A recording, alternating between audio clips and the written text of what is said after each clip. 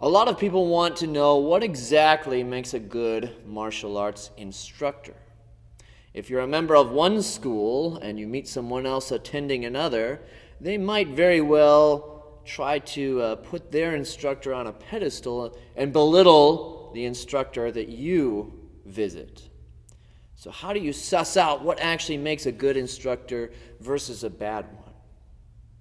It's really not actually as hard as you might think. First, try not to take things too seriously. Ask yourself this question. Do you enjoy the classes? Or if it's a child attending, does your child enjoy the classes? Is the instructor engaging them? Is the instructor improving their lives? Is the student making noticeable gains by attending those classes?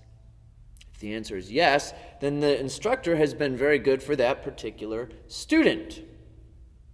Now, when it comes to technical proficiency, a lot of people will feel in their gut, and this is especially true of young men, if they can physically dominate the instructor, that instructor then isn't worthy of their time.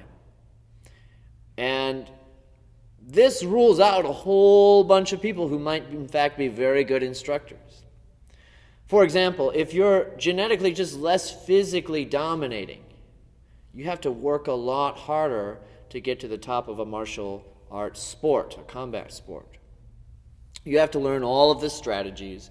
You have to train in all of the tricks so that you can fill the gap that you are missing from having that just lower genetic aptitude for the style.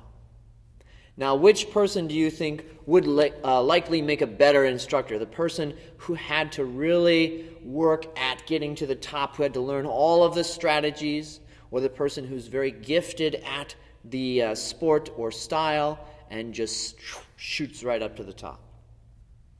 It's more likely probably going to be the person who had to put in all that extra effort because they're going to know how to get other people there then as well. Whereas the person who's genetically gifted, well, they didn't have to try as hard and they thus won't know as many of the strategies to get people to the top.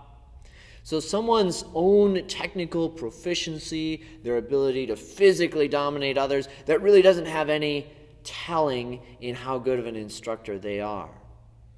Look at the students rather than the instructor's capability, and that will give you a much better gauge of the quality of the instructor. And that's just on a physical level.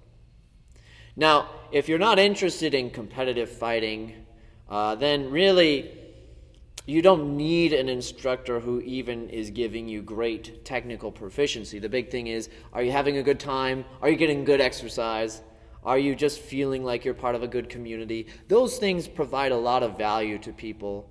And so if you're getting that from the school, from the instructor, then really that's all you need.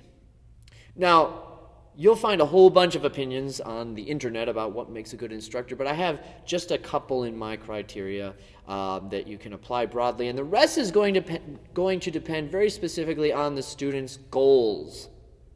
So, you know, what an Olympic athlete needs in a good instructor is very different than what your average 6-year-old child needs in a good instructor. Those instructors will look very different from each other more than likely. All right, so here's my 2 criteria. 1, does the instructor have an honest understanding of what it is that they're doing? And 2, are they lying about what they're doing? So nobody's perfect, and it takes a long time a lot of times to navigate through all of the mythology in martial arts. But eventually we hope that instructors at least have a decent understanding of what it is they're actually teaching to their students. If, for example, you're taking an average Taekwondo class and the instructor is acting like it will turn you into a superhuman that can go into a bar and clear it out with your hands and feet as deadly weapons, then that's an extreme exaggeration, if not a downright lie, of what you are giving to your students. On the other hand, if you know that and you still talk like that's the case because it gets you more students, so you're just deliberately deceiving people so that they train under you, Those two things, I think, are bad signs. So one, being filled with fantasy and not having an honest idea of what you're doing, or two, having that idea understood but still choosing to lie about it. And those are people who are dangerous because they're deceiving their students. Apart from that, if you like the classes, if you're having a good time, if the instructor makes you feel good, if they're providing value in your life, then they're probably a pretty good instructor. It's not as though martial arts is a precise scientific discipline such as engineering, and if you have the wrong instructor, your bridge falls down. It's really about improving the quality of your life for the average person. So if you're feeling that it's doing that for you, you're feeling healthier, you're feeling more positive, you enjoy that environment, then that's really all you need to mark that instructor as a good instructor. So I would say if you're asking that question, if you're having that debate in your head, take it a little less seriously and just try to decide what it is you want out of the training and if that instructor is in fact delivering it. And, of course, ask if they're being honest about what it is they're doing. If they check those boxes, then you probably have a good instructor on your hands, at least for you and your goals. If you liked the video today, please leave me a thumbs up. That really does help.